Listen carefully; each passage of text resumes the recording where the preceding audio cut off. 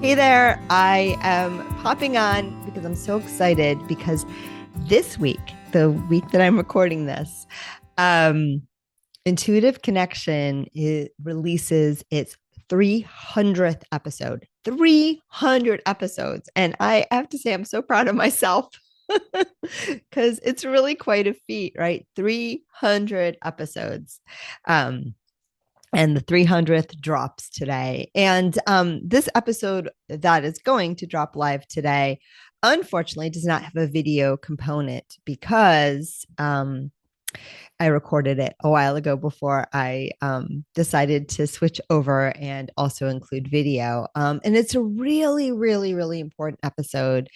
It's all about the idea that history repeats itself. We've all heard that saying, how it's being used so much today, especially with all the political things and things that are going on in the world.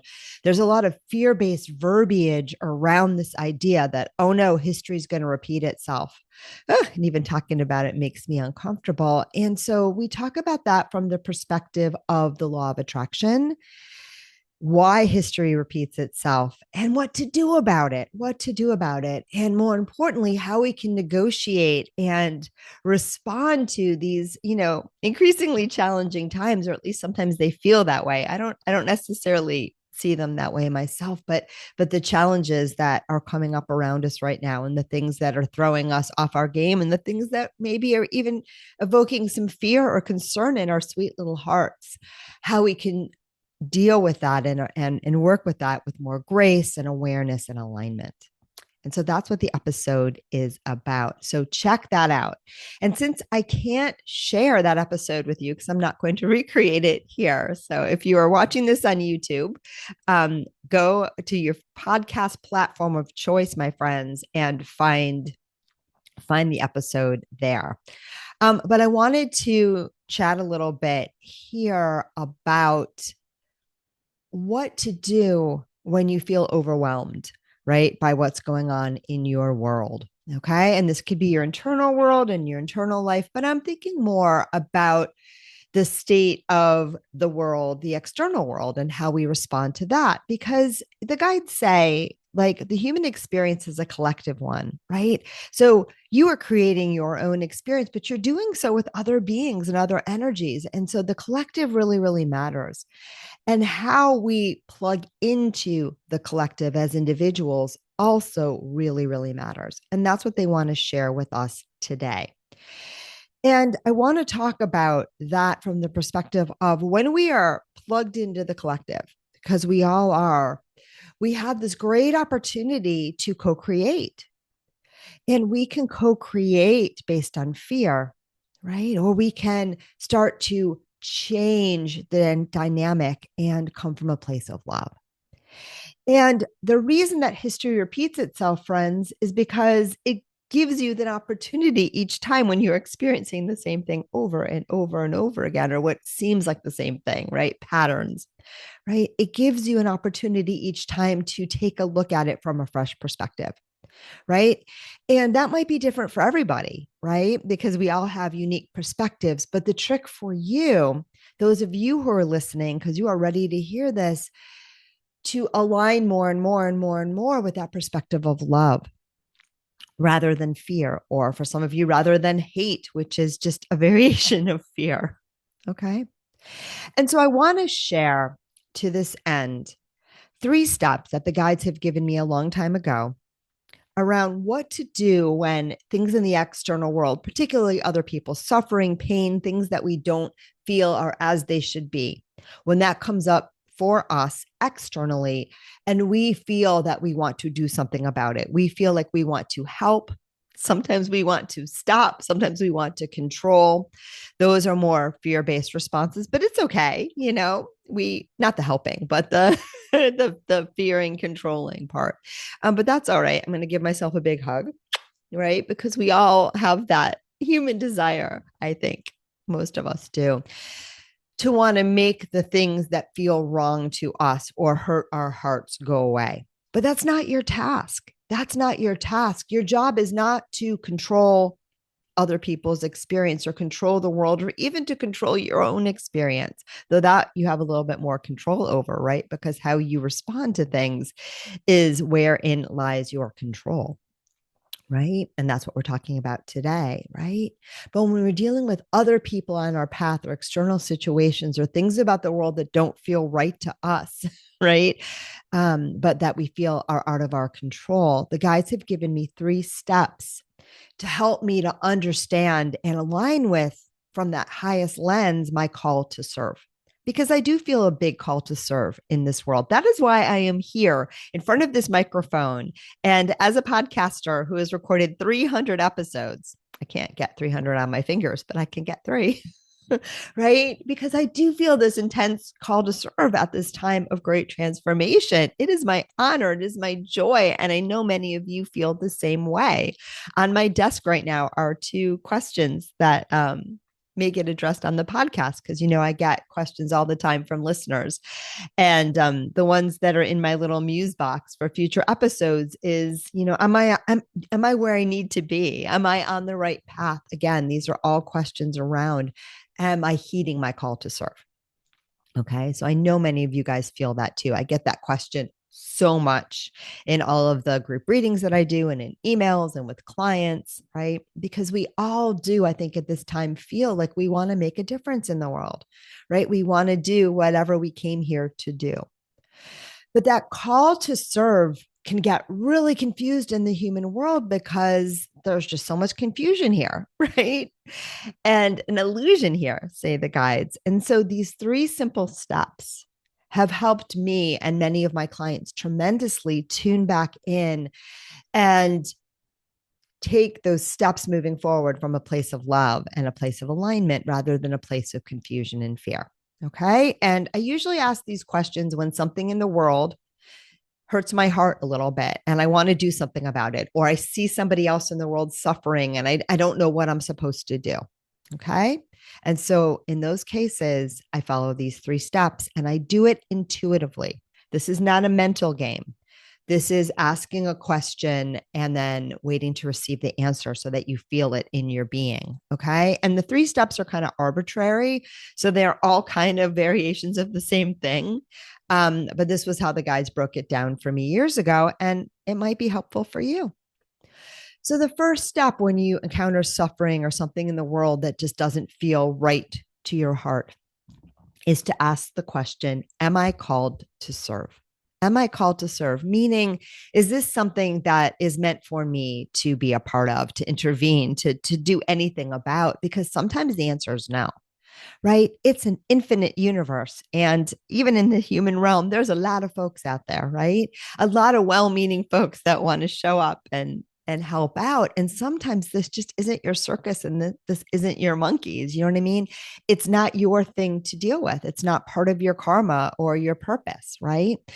And so that's always the first question. Am I called to serve? And if I get a no to that, maybe I send some love, but I know it's okay to walk away. This just isn't my thing. And other things will call to me. And those might be the places where I want to intervene or the areas where I want to be of use.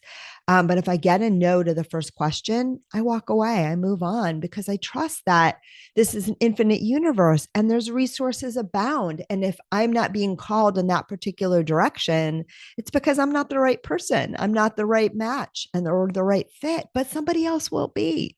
That's the beauty of how life works. So the first question is, am I being called to serve? And like I said, a lot of times that answer is no. Right. But sometimes the answer is yes. And you still feel this pull and you still feel like, yeah, this is mine. I feel like there's something that I would like to do here. Okay. So the second question is how? How am I being called to serve? Because your mind has all sorts of ideas, right? And they might be like protest or get involved or stop or rescue or save.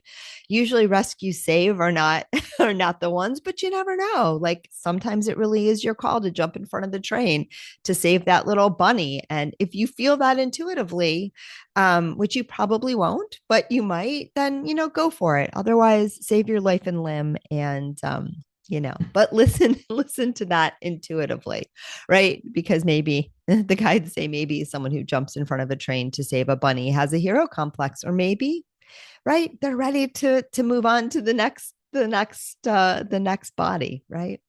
But whatever it is, it's better to ask that question intuitively than reflexively or from a place of fear, right? Or from a place of your conditioning that says, this is what you must do. This is what you should do. This is what a good person would do. You're already a good person, my friend, no matter what you do, right? You're a divine incarnate. So that is a given. So I want to give you a lot of love so that you can feel that. Mwah.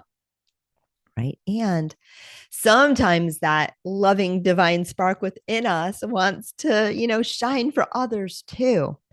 And so we can ask the question, how am I being called to serve? And sometimes it's just, showing up. Sometimes it's just saying a kind word. Sometimes it's donating money. Sometimes it's getting out there, rolling up your sleeves and doing something, some sort of activity. Sometimes it's just sending loving blessings, right? Sometimes for me, a lot of times for me, it's saying the Ho'oponopono prayer. I love you. I'm sorry. Please forgive me. Thank you. Because for me, that prayer is just a great way of remembering that we're all connected. And by coming to equanimity and peace within myself, right, is the greatest gift that I can offer to others. Okay. But whatever it is, we get the answer intuitively.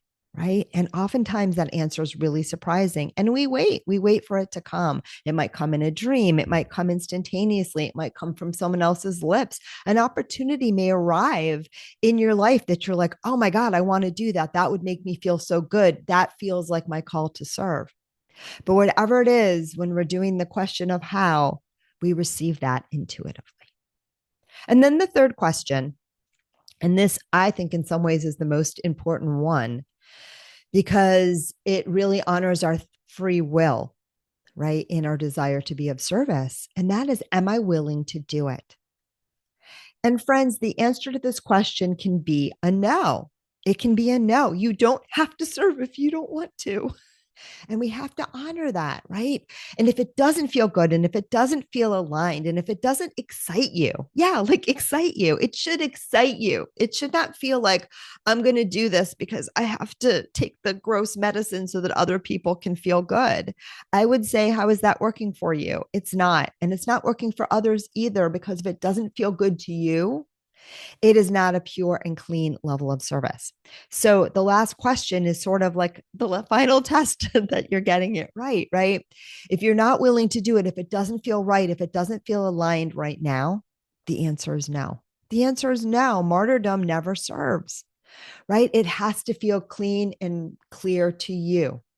And those people that sacrifice themselves for others usually are playing martyr, right? And it may have some, they may get some kudos in the short term, but it probably doesn't serve in the long term.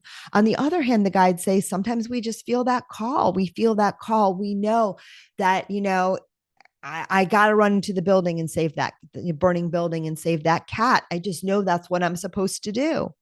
Right. And so if you really feel that and it feels aligned and it feels clear in your heart for no other reason, but it just feels like the right thing to do, then by all means, you go do that. Right. Because that is your call to serve. But it's not from here and it's not from our conditioning. And if you don't want to risk your life and limb for that cat, it's okay. It's okay, right? If that truly was your call to serve, and it probably was not, you'll hear it again. There'll be more opportunities. But in the meantime, it's so important to remember that we have free will, right? And we don't have to do anything that doesn't feel like what we want to do right now. Okay. So those are the three steps. And it's a basic way of saying, listen to your intuition, follow that voice of love, follow that higher guidance, know that you don't have to do anything and that it's not wrong to take whatever action feels right and true in your heart. And in fact, when we do that, when we learn to follow that, that is how we contribute to and co-create harmony, peace, love, and alignment in this beautiful soup that is the collective human experience. All right, that's all I got. Love you all. Thanks again. And if you're watching this on YouTube, go check out the 300th episode. Go check that out. Intuitive Connection. It's on all the major podcast platforms. And thank you and namaste.